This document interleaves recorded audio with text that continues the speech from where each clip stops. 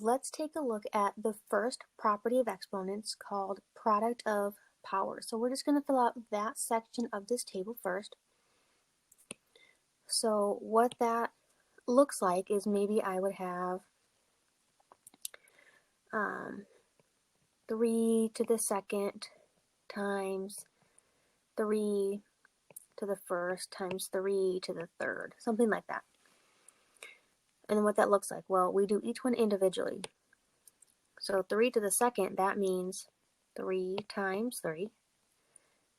And then we're multiplying in between these, so I'm going to put that multiplying there. And then 3 to the first means we've got just one of them. And then again, we're multiplying the next one, so I multiply.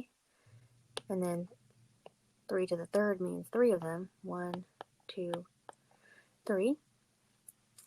And then we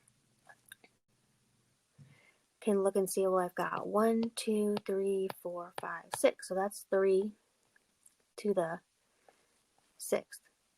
And the shortcut is we add the exponents. So I had 2 plus 1 plus 3, and that adds up to that 6 that we got. So if we try out some problems like that, I'm going to first write a note off to the side. No exponent means 1. For example, if I have 3, that's the same thing as 3 to the first power.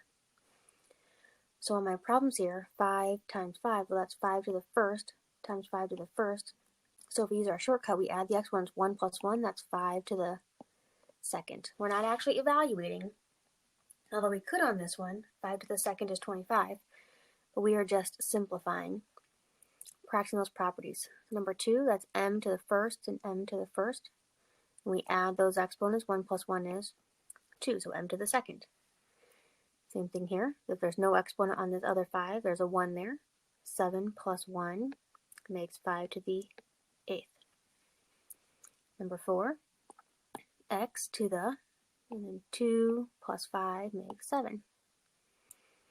Again, this first y does not have an exponent. That makes it a 1. And you add all the exponents. So 1 plus 2, that's 3. And then 3 plus 6 makes 9.